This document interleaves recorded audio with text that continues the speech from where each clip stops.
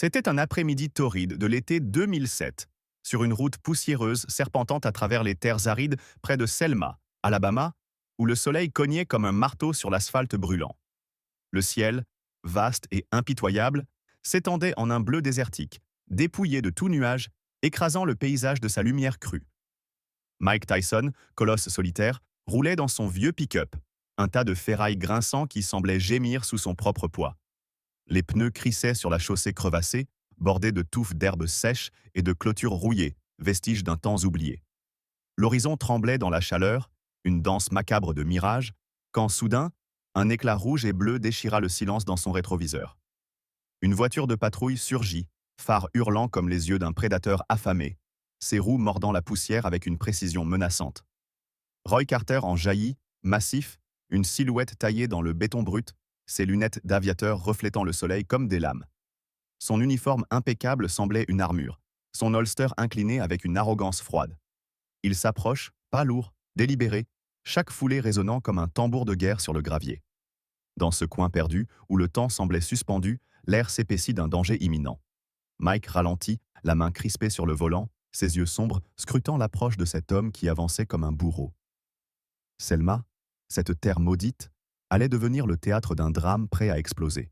Sous le ciel écrasant de Selma, Alabama, la chaleur faisait danser des vagues brûlantes sur l'asphalte fendillé, transformant la route en un piège ardent. Mike Tyson, colosse au volant de son pick-up rouillé, venait de ralentir, les pneus grinçant sur le gravier alors que la voiture de patrouille de Roy Carter s'immobilisait derrière lui, ses phares hurlant comme une bête prête à bondir. Carter émergea, silhouette massive taillée dans la pierre brute, ses lunettes d'aviateur jetant des éclats métalliques sous le soleil impitoyable. Son pas lourd martelait le sol, chaque foulée un défi lancé au silence oppressant de ce désert rural. Mike, impassible, baissa sa vitre, laissant l'air torride s'engouffrer dans l'habitacle, ses mains calleuses posées sur le volant usé, son regard sombre fixé sur l'horizon tremblant. Mais Carter ne venait pas pour une simple vérification. Il venait pour briser. « Papier !» aboya-t-il sans préambule, sa voix rauque tranchant l'air comme une lame rouillée, chargée d'un mépris qui semblait suinter de son uniforme impeccablement repassé. Mike, sans un mot, plongea une main lente et mesurée dans sa poche arrière, en sortit un portefeuille de cuir élimé et tendit son permis de conduire, ses gestes précis comme ceux d'un homme habitué à désamorcer les tempêtes. Carter arracha le document d'un geste sec, ses doigts épais le tenant comme une chose répugnante. Il lut le nom, Mike Tyson, et un rictus tordu déforma son visage rougeau. « Mike Tyson, hein ?» ricana-t-il, sa voix dégoulinant de sarcasme. « Un sale nègre qui ose porter le nom d'un boxeur ? Tu te prends pour qui ? Un champion dans ce tas de ferraille ?» Le mot nègre claqua comme un fouet, un écho de haine raciale qui fit vibrer l'air lourd. Mike resta de marbre, ses yeux ne quittant pas l'horizon, mais une tension invisible raidit ses épaules. Carter, enhardi par ce silence, agita le permis comme une carte truquée dans un jeu de dupes. « Tu crois que je vais gober ça, espèce de singe noir ?» rugit-il, ses narines frémissant comme celles d'un taureau prêt à charger. Il se pencha vers la vitre, son haleine âcre, un mélange de tabac rance et de bière éventée, envahissant l'espace. « T'es qu'un minable, un déchet danois qui joue au dur dans son camion pourri. Les gars comme toi, je les écrase tous les jours. » Les mots étaient des coups, des uppercuts verbaux visant à pulvériser la dignité de Mike. Autour d'eux, le vent sec faisait bruisser les herbes jaunies, un cœur muet assistant à ce spectacle de cruauté. Une vieille femme dans une voiture garée plus loin, figée derrière son volant, serrait son sac, ses yeux écarquillés captant chaque seconde de cette descente aux enfers. Mais Carter ne s'arrêta pas là. « Montre-moi autre chose, vieux singe, ou c'est juste une blague de plus ?» grogna-t-il, son ton montant en un crescendo de mépris. Mike, toujours silencieux, glissa une main dans la poche latérale de son jean et en sortit une carte plastifiée, un badge du centre des vétérans de Selma, avec son nom et sa photo, preuve tangible de son identité. Il l'attendit sans un mot, mais Carter l'arracha avec un rire guttural, un son qui ricocha sur les clôtures rouillées comme une salve de balles. « Un vétéran, toi ?» siffla-t-il, ses yeux plissés derrière ses lunettes. « Un noir comme toi qui ose se faire passer pour un héros américain ? T'es une insulte à ce pays. » Il brandit le badge sous le nez de Mike, ses doigts le froissant comme s'il voulait l'effacer. Puis, dans un éclat de rire sauvage, il se redressa, toisant Mike de toute sa hauteur. « T'es rien, Tyson, qu'un rebut qui traîne sa misère dans ce bled. Debout, ou je te fais ramper comme le chien que t'es ?» hurla-t-il, sa voix faisant trembler l'air, un défi brut qui semblait prêt à faire basculer cette route isolée dans un chaos sanglant. Sous ce déluge d'insultes, Mike leva enfin les yeux. Un regard froid et insondable où brûlait une lueur dangereuse. Un feu tapi dans l'ombre. Carter, trop ivre de sa propre puissance, ne vit pas la menace. Il croyait dominer, mais il venait de jeter une torche dans un baril de poudre. La tempête était là, prête à éclater. Si cette humiliation vous a fait bouillir de rage, hurlez « 1 » dans les commentaires et abonnez-vous pour voir la suite. Vous voulez savoir si Mike Tyson explosera ce raciste arrogant? Chuchotez « Justice » et partagez avec vos amis pour qu'ils plongent dans ce drame brûlant. Si vous pensez qu'il restera de glace, un like suffit. Mais attention, ce qui arrive ensuite risque de vous renverser. Jusqu'où ira la vengeance de Tyson? Restez pour le découvrir. Sous le ciel implacable de Selma, Alabama, la chaleur pesait comme une enclume sur la route poussiéreuse, où chaque fissure de l'asphalte semblait murmurer une menace sourde. Mike Tyson, colosse au volant de son pick-up cabossé, venait d'immobiliser son véhicule, les pneus crissant sur le gravier brûlant, alors que Roy Carter, officier massif et arrogant, se dressait devant lui comme un bourreau sous le soleil torride. L'air vibrait d'une tension palpable, un silence lourd entrecoupé par le bruissement sec des herbes jaunies et le grondement lointain du moteur au repos. Carter, ses lunettes d'aviateur reflétant des éclats de lumière froide, avait déjà lacéré l'orgueil de Mike avec des insultes cinglantes. Sale nègre, singe noir, des mots qui claquaient comme des coups de fouet dans cette solitude rurale. Mais ce qu'il fit ensuite transforma cette confrontation en un acte de guerre. Carter tenait encore le permis de conduire de Mike entre ses doigts épais, le papier tremblant légèrement sous la brise sèche. Il l'avait arraché des mains de Mike avec un rictus, le brandissant comme une preuve d'imposture. « Mike Tyson, hein » grogna-t-il, sa voix rauque roulant comme un tonnerre chargé de mépris. « Un minable danoir qui ose salir un nom comme ça ?» Il fit un pas en avant, ses bottes écrasant le gravier avec une force délibérée, ses narines frémissant comme s'il flairait une proie blessée.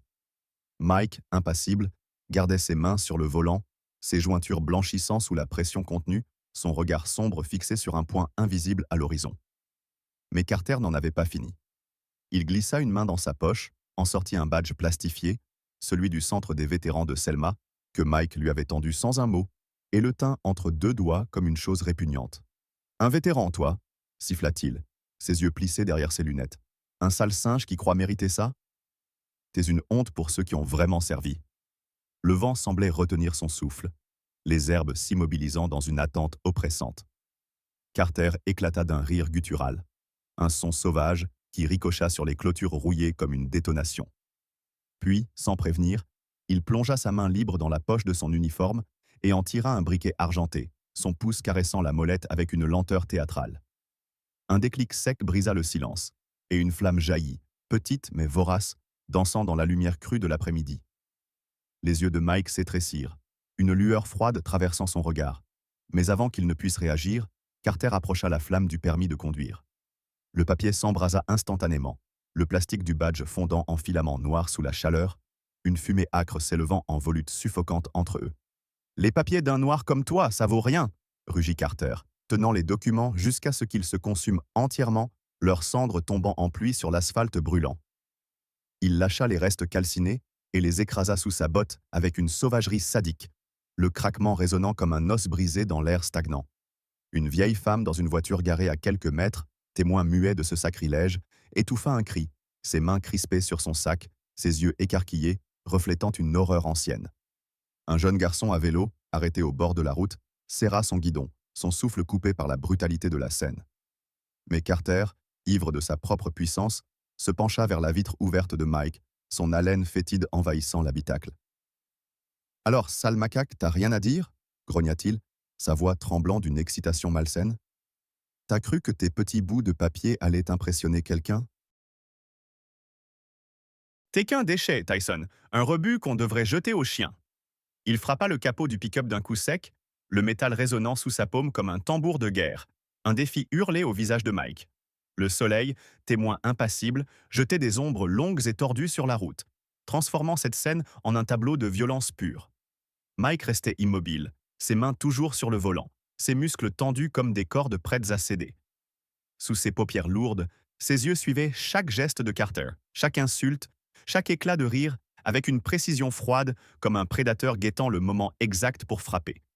Le briquet cliqueta une dernière fois dans la main de Carter alors qu'il le rangeait, un sourire tordu étirant ses lèvres. Problème réglé, lâcha-t-il, essuyant ses mains sur son pantalon comme s'il venait de se débarrasser d'une ordure. Mais la fumée persistait, une odeur âcre et suffocante qui s'accrochait à l'air, un rappel brûlant de l'acte qu'il venait de commettre. Les cendres éparpillées sur le sol formaient une constellation de ruines. Chaque fragment un morceau de l'identité de Mike, réduit en poussière sous les yeux de cet homme qui se croyait invincible. Carter recula d'un pas, toisant Mike de toute sa hauteur, son rictus s'élargissant comme s'il savourait une victoire écrasante. « T'es fini, vieux singe !» cracha-t-il, sa voix montant en un crescendo de triomphe. « Retourne dans ton trou, ou je te fais ramper jusqu'à ce que tu comprennes ta place. » Les mots étaient une torche jetée dans un brasier, un défi qui semblait prêt à faire exploser cette route isolée en une tempête de feu. Mais Mike ne bougea pas. Pas encore. Ses doigts se crispèrent légèrement sur le volant, une infime contraction qui trahissait la fureur grondant sous sa peau sombre. Carter, aveuglé par son arrogance, ne vit pas le danger. Il croyait avoir humilié un homme, un vétéran, un noir qu'il pouvait écraser sans conséquence. Mais il se trompait. Sous la surface de Mike, un volcan bouillonnait, nourri par chaque insulte, chaque flamme, chaque geste de mépris. La route de Selma, ce ruban d'asphalte usé, devint une arène où le destin suspendait son souffle. Les témoins, figés dans leur peur, étaient les spectateurs d'un drame qui puait la violence et la révolte. La vieille femme ferma les yeux, incapable de supporter la suite. Le garçon à vélo lâcha son guidon, ses mains tremblantes cherchant un appui. Carter, trop sûr de lui, tourna le dos à Mike et s'éloigna vers sa voiture, ses pas lourds résonnant comme un glas. Mais dans le rétroviseur de Mike, ses yeux brillaient d'une lueur froide, une promesse silencieuse qui glaçait le sang. Il avait brûlé plus qu'un papier. Il avait allumé une guerre. Et Selma, cette terre maudite, allait emporter les cicatrices. La route désolée près de Selma, Alabama, semblait figée sous un ciel de plomb, l'asphalte fumant sous la chaleur impitoyable de cet été 2007. Les cendres du permis de conduire et du badge de vétéran de Mike Tyson gisaient éparpillées sur le sol, piétinées par la botte brutale de Roy Carter, une constellation de ruines encore fumantes dans la lumière crue. Carter, officier massif au rictus tordu, venait de consumer l'identité de Mike dans une flamme vorace, hurlant des insultes racistes, « sale macaque, déchet noir », qui avaient de claquer comme des coups de feu dans l'air stagnant. Son rire guttural résonnait encore, un écho de triomphe sauvage, alors qu'il se redressait, toisant Mike de toute sa hauteur, ses lunettes d'aviateur reflétant le soleil comme des lames prêtes à trancher. Mais dans le pick-up usé, Mike restait immobile, ses mains crispées sur le volant, ses jointures blanchissant sous la pression d'une fureur contenue. Le vent sec, témoin muet, portait encore l'odeur âcre de la fumée, un parfum de destruction qui s'accrochait à chaque inspiration. Carter, ivre de sa propre arrogance, frappa une dernière fois le capot du pick-up, le métal gémissant sous son poing comme un animal blessé. « Alors, vieux singe, t'as perdu ta langue ?» rugit-il, sa voix rauque tremblant d'une excitation sadique. « T'as rien à dire après que j'ai réduit tes petits papiers en cendres?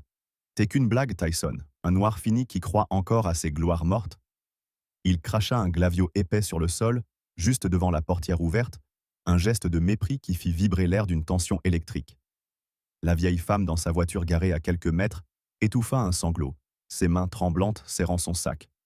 Un garçon à vélo, pétrifié au bord de la route, sentit son cœur cogner dans sa poitrine, ses yeux captant chaque seconde de ce cauchemar. Mais Carter, aveuglé par sa victoire illusoire, ne voyait pas la tempête qu'il venait d'allumer. Il tourna les talons, ses bottes martelant le gravier avec une assurance insolente, prêt à regagner sa voiture de patrouille, convaincu d'avoir écrasé un homme sous son talon. Alors, Mike bougea. Lentement, comme un titan émergeant des ténèbres, il releva la tête, ses yeux sombres se posant sur Carter avec une intensité qui semblait percer l'âme. Le silence qui suivit était plus lourd que n'importe quel cri, un calme terrifiant qui fit frissonner l'air torride. « T'as fait une erreur », murmura-t-il enfin, sa voix basse et rauque roulant comme un grondement de tonnerre lointain, chaque mot chargé d'une menace froide qui glaça le sang. Ce n'était pas une explosion de rage, pas un hurlement de défi. C'était une promesse, une sentence prononcée par un homme dont les cicatrices racontèrent des batailles que Carter ne pouvait imaginer. Carter s'arrêta net, ses épaules se crispant malgré lui, et se retourna, son rictus vacillant pour la première fois. Quoi, sale bête?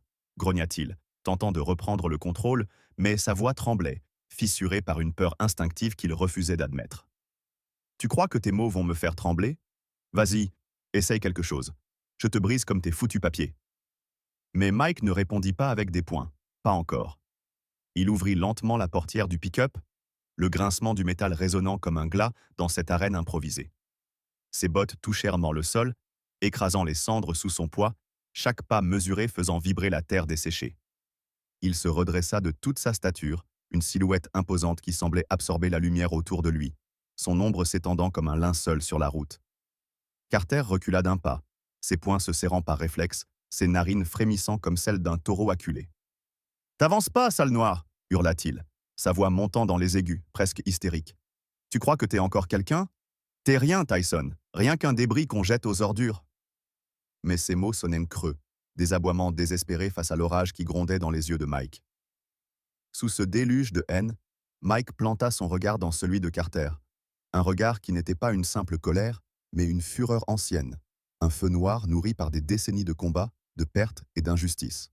« T'as brûlé plus que du papier, dit-il, sa voix s'élevant légèrement, un grondement qui vibrait dans l'air comme une lame effilée. T'as brûlé quelque chose que tu comprendras jamais. Ces mots n'étaient mais pas un défi. Ils étaient une malédiction, une prophétie qui semblait suspendre le temps. Carter, pour la première fois, sentit une sueur froide couler dans son dos, ses lunettes glissant légèrement sur son nez. Il tenta un ricanement, un son rauque et forcé qui mourut dans sa gorge. « Et alors » cracha-t-il, mais ses épaules s'affaissèrent, son assurance s'effritant comme du sable sous la marée. La vieille femme dans sa voiture ferma les yeux, incapable de supporter la suite. Le garçon à vélo lâcha un souffle tremblant, ses mains crispées sur son guidon. Mais un autre témoin, invisible jusque-là, bougea dans l'ombre. Une adolescente dans une vieille Honda garée à l'écart, les mains tremblantes, tenait son téléphone, l'écran capturant chaque seconde de cette scène. Le briquet, la flamme, les cendres, et maintenant ce face-à-face qui puait la guerre. Elle pressa le bouton d'envoi, ses doigts glissant sur l'écran, et le monde allait bientôt voir ce que Carter avait déclenché. Mike, lui, ne savait rien de cette vidéo, pas encore. Mais dans ses veines, la fureur grondait, un volcan prêt à entrer en éruption, alimenté par chaque insulte, chaque crachat, chaque flamme qui avait osé toucher ce qu'il était. Carter, sentant le vent tourner, fit un pas en arrière, ses poings toujours levés mais vacillants. « T'essaies de me faire peur, vieux débris ?» lança-t-il, sa voix brisée par une panique qu'il ne pouvait plus cacher. « Frappe-moi, vas-y, je te mets à terre comme le chien que t'es. » Mais Mike ne bougea pas davantage. Il resta là, immobile, ses yeux brûlants d'une lueur qui n'avait besoin d'aucun coup pour terrasser. Carter, trop aveuglé par sa propre haine, ne vit pas ce qui se préparait. Il croyait avoir gagné, avoir humilié un homme jusqu'à le réduire en cendres. Mais il se trompait. Sous la surface de Mike, une tempête se levait, une force brute contenue par une volonté d'acier, et cette route maudite de Selma allait bientôt trembler sous son poids. L'air semblait chargé d'électricité, chaque seconde une corde tendue prête à céder. Les témoins, figés dans leur terreur, retenèrent leur souffle, spectateurs d'un drame qui dépassait les mots. Carter tourna les talons une fois de plus, ses pas plus rapides, presque fuyants, vers sa voiture de patrouille. Mais dans le rétroviseur de Mike, son reflet restait, un géant silencieux dont la fureur, bien que contenue, promettait un règlement de compte. Il avait allumé un feu qu'il ne pourrait jamais éteindre. La route poussiéreuse près de Selma, Alabama, semblait encore vibrer sous l'écho des cendres piétinées, ces fragments calcinés du permis et du badge de Mike Tyson qui fumaient toujours sur l'asphalte brûlant.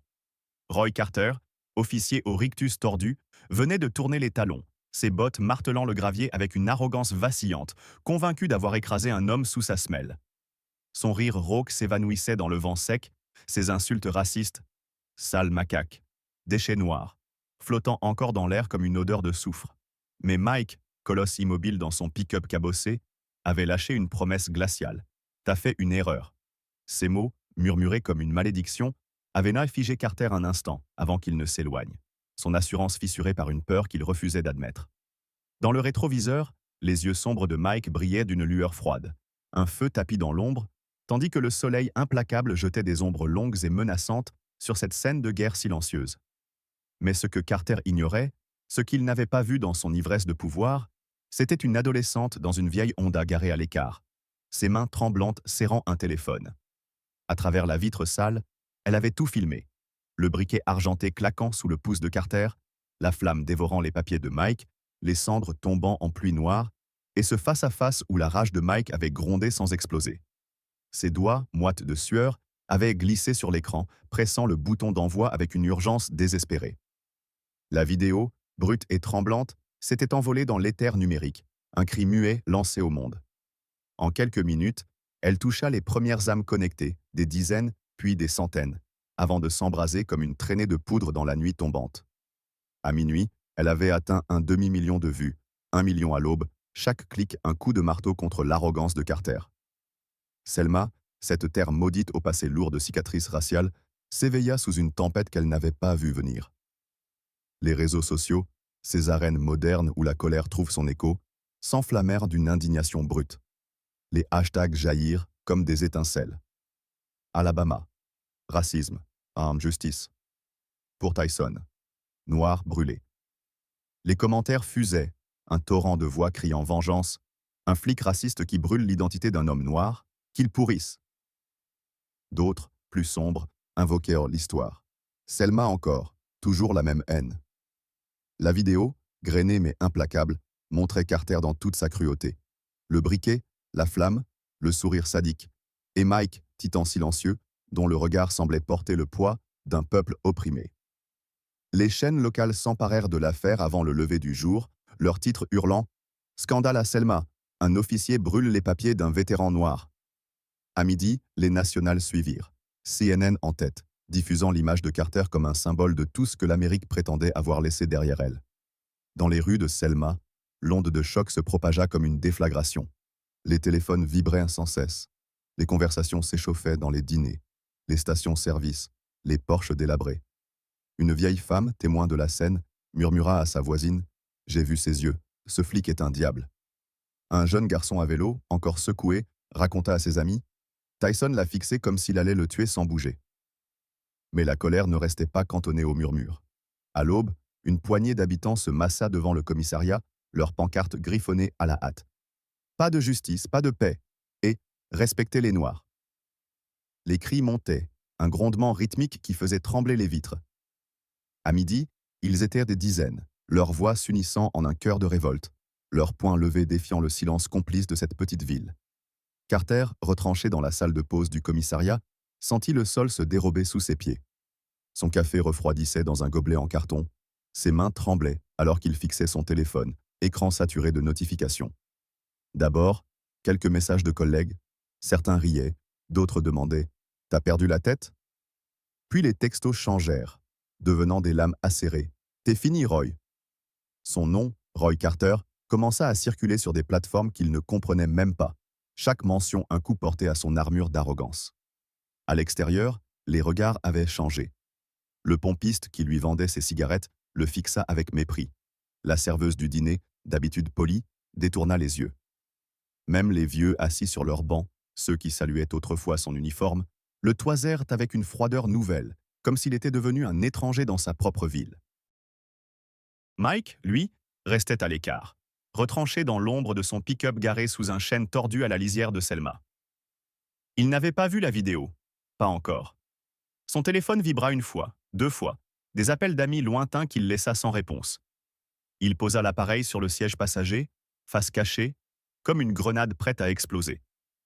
Ses doigts tambourinaient sur le volant, son regard perdu dans les branches noueuses, mais dans son esprit, la scène tournait en boucle. La flamme, les cendres, le rire de Carter. Il ne savait rien de la tempête numérique qui déferlait, mais il sentait son poids, une pression sourde qui gonflait dans sa poitrine. La radio crachota une bribe de nouvelles. Scandale à Selma, avant qu'il ne l'éteigne d'un geste sec. Il n'avait pas besoin d'entendre pour savoir que quelque chose d'irréparable s'était mis en marche. Carter, dans son refuge précaire, tenta de se convaincre que ça passerait. Juste un arrêt de routine, marmonna-t-il, sa voix tremblante trahissant son mensonge. Mais les murs du commissariat semblaient là se refermer sur lui. Chaque vibration de son téléphone, un clou enfoncé dans son cercueil. Son supérieur, un homme au visage durci par des années de service, passa la tête par la porte, le regard noir. « Reste discret, Carter, t'as foutu un bordel qu'on peut pas étouffer. » Dehors, les pancartes se multipliaient. Les cris s'amplifiaient, un raz-de-marée de colère qui submergeait Selma. La vidéo, ce cri muet d'une adolescente terrifiée, était devenue une arme, une torche allumée dans les ténèbres d'une ville endormie. Mike démarra son pick-up, le moteur grondant comme un avertissement. Les cendres sur la route étaient loin derrière lui, mais leur odeur restait collée à sa peau, un rappel brûlant de ce que Carter avait osé faire. Il roula vers l'horizon, silhouette solitaire sous un ciel qui semblait prêt à s'effondrer. Selma tremblait, et Carter, sans le savoir encore, venait de perdre une guerre qu'il avait lui-même déclenchée. La tempête ne faisait que commencer. Le lendemain de cette journée maudite sur la route de Selma, Alabama, l'aube se leva sur une ville méconnaissable, où l'air vibrait encore de l'écho des cendres piétinées de l'identité de Mike Tyson. La vidéo, ce cri numérique capturé par une adolescente tremblante, avait déferlé comme une tempête sur les réseaux. 1 million de vues en une nuit. 2 millions au petit matin, chaque clic un coup de poignard dans l'arrogance de Roy Carter. Selma, cette terre marquée par les cicatrices d'un passé raciste, s'éveillait sous un ciel lourd, ses rues bourdonnant d'une colère qui montait comme une marée noire. Les pancartes s'agitaient devant le commissariat, les cris « Justice pour Tyson !»« À bas les racistes !» résonnant comme un tambour de guerre, mais Mike, silhouette solitaire, roulait déjà loin, son pick-up cabossé avalant les routes poussiéreuses, indifférent au chaos qu'il avait involontairement déclenché. Roy Carter, lui, était cloué au sol, enfermé dans la salle de pause du commissariat, un refuge précaire où les néons crépitaient comme des éclairs moqueurs. Son café refroidissait dans un gobelet froissé, ses mains tremblaient alors qu'il fixait son téléphone, écran saturé de messages qui s'abattaient comme des vautours. « T'es foutu, Roy !» écrivait un collègue. « Espèce de taré !» lâchait un autre. Les notifications s'empilaient, son nom, Roy Carter, devenant un hashtag maudit. Ya Carter, le raciste. Il tenta de ricaner, un son rauque et creux qui mourut dans sa gorge, ses lunettes d'aviateur posées sur la table, reflétant son visage blême, creusé par une peur qu'il ne pouvait plus nier. Dehors, les murs semblaient se resserrer, chaque regard qu'il croisait, celui du dispatcher, de la secrétaire, portait une condamnation silencieuse. Même le pompiste du coin, qui lui tendait autrefois ses cigarettes avec un sourire, lui tourna le dos, le laissant seul avec sa honte. La ville entière s'était retournée contre lui. À la station-service, des hommes chuchotaient son nom avec dégoût, leurs poings serrés comme s'ils rêvèrent de le frapper. Au dîner, la serveuse qui lui servait son café depuis 10 ans posa la tasse sans un mot, ses yeux froids le traversant comme s'il n'existait plus. Les vieux sur leurs bancs, ces figures immuables de Selma, le fixaient avec une hostilité nouvelle, leurs murmures. Brûler les papiers d'un noir, quel diable, sifflant dans l'air comme des flèches empoisonnées. Carter, hagard, tenta de sortir, mais les pancartes s'alignaient devant le commissariat, une forêt de colère brandissant des slogans. « Pas de paix pour les porcs !» Les cris montaient, un grondement rythmique qui faisait trembler les vitres, chaque voix un clou enfoncé dans son cercueil. Il recula, trébuchant presque, son uniforme devenu un fardeau, une cible sur son dos. À l'intérieur, son supérieur, un homme au visage taillé dans la pierre, le convoqua dans un bureau au rideau tiré. « T'as foutu un merdier qu'on peut pas nettoyer, Carter !» lâcha-t-il, sa voix basse et tranchante comme une lame. « T'es suspendu, point final. Rentre chez toi et prie pour que ça s'arrête là. » Suspendu.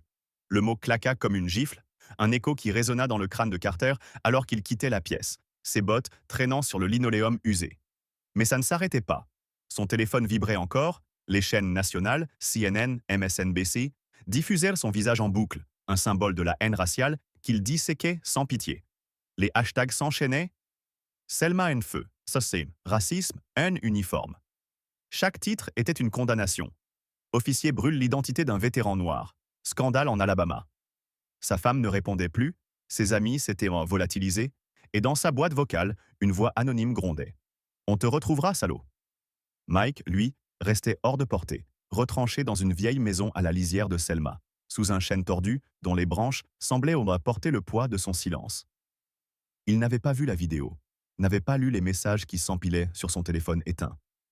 Il fixait l'horizon, ses doigts tambourinant sur une table usée, son esprit tournant autour des cendres sur la route, du rire de Carter, de cette flamme qui avait osé consumer ce qu'il était. La radio crachota une bribe. Selma en ébullition. Avant qu'il ne l'éteigne d'un geste sec. Il ne cherchait pas la tempête, mais elle venait à lui. Une vague de justice brutale qu'il n'avait pas demandée. Carter, dans son appartement sombre, sentit les murs se refermer davantage. Les rideaux tirés ne pouvaient cacher les ombres des camionnettes de presse qui commençaient à rôder dehors, leurs caméras braquées comme des fusils.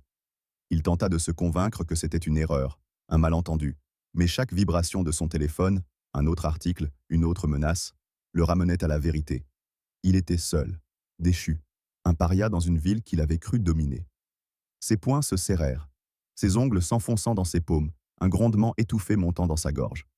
Il pensa à Mike, ce géant silencieux qu'il avait cru briser, et une rage aveugle le saisit. « C'est sa faute », marmonna-t-il, sa voix brisée par une panique grandissante. Mais au fond, il savait. Il avait allumé le feu, et maintenant, il brûlait avec. Selma, ce théâtre de douleur ancienne, tremblait sous le poids de cette révolte. Les pancartes s'élevaient plus haut, les cris s'amplifiaient, un raz-de-marée qui menaçait d'engloutir tout sur son passage. Carter, suspendu dans sa chute, n'était plus qu'une ombre, un homme dont l'arrogance s'effondrait en cendres sous le regard d'une ville réveillée. Mike, loin du tumulte, démarra son pick-up, le moteur grondant comme une bête prête à rugir. Il ne cherchait pas la vengeance, pas encore. Mais dans ses yeux, une lueur froide promettait que ce n'était que le début. La nuit tombait sur Selma, Alabama, comme un voile noir chargé de menaces, les rues sifflant sous un vent glacial qui portait encore l'écho des pancartes et des cris. Roy Carter, suspendu et déchu, errait dans les ombres de sa propre ville, son arrogance réduite en cendres par une vidéo qu'il avait clouée au pilori. Mike Tyson, lui, roulait dans son pick-up cabossé, silhouette solitaire sur les routes poussiéreuses, ses yeux sombres brûlant d'une rage contenue. Mais Carter, rongé par une haine aveugle, ne pouvait lâcher prise. Il suivit Mike, ses phares rôdant dans l'obscurité, jusqu'à ce qu'une nuit, il fracasse les vitres du pick-up avec une batte, hurlant « Sale noire » dans le vide. Les murs de Selma furent bientôt tagués de mots venimeux. Noir immonde. Une traque désespérée d'un homme qui refusait de tomber seul. Le point de rupture arriva dans un hangar abandonné à la lisière de la ville, une ruine mangée par la rouille où les ombres dansaient comme des spectres. Mike attendait là, immobile sous un néon vacillant, ses boots ancrés sur le béton fendillé. Carter surgit, silhouette massive et tremblante, ses poings serrés, ses yeux injectés de fureur et de peur. « T'as ruiné ma vie, Tyson !» rugit-il, sa voix rauque brisant le silence comme un coup de tonnerre. Il chargea, un uppercut sauvage visant la mâchoire de Mike, mais le colosse esquiva, fluide comme une ombre, laissant Carter trébucher dans sa rage. « Batte-toi, sale singe !» hurla-t-il, frappant encore, chaque coup plus désordonné, son souffle sifflant dans l'air stagnant. Mike ne riposta pas avec ses poings. Il se tenait droit, ses yeux transperçant Carter comme des lames, un mur de silence qui le rendait fou. « T'as voulu me brûler » murmura Mike, sa voix basse roulant comme un grondement souterrain, « mais t'as rien compris. » À cet instant, une porte grinça dans l'ombre. Deux silhouettes émergèrent, un officier d'internal affaires et un journaliste, caméra allumée, capturant la chute de Carter dans toute sa laideur. Carter s'effondra, son cri étouffé par la panique, alors que les menottes claquèrent sur ses poignets. Condamné à 6 ans de prison pour abus de pouvoir et haine raciale, il devint un fantôme, un nom maudit dans une cellule froide, tandis que Selma le rejetait comme une plaie purulente. Mais Mike ne s'arrêta pas là. À Mobile, des mois plus tard, il ouvrit un centre, Dignité renaissante, un sanctuaire où les victimes d'injustice trouvaient un refuge. Une exposition inacquie, des murs couverts de dessins et de témoignages, une ode aux âmes brisées par des hommes comme Carter. Lors de l'inauguration, une foule hostile lança des insultes.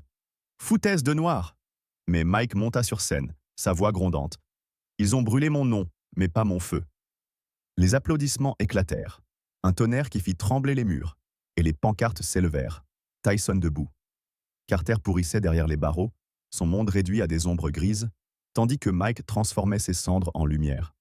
Selma, cette terre de douleur, vibra d'un souffle nouveau, ses rues marquées par un homme qui avait plié le destin. La tempête s'apaisa, mais le feu de Mike, lui, brûlait encore, un phare dans la nuit.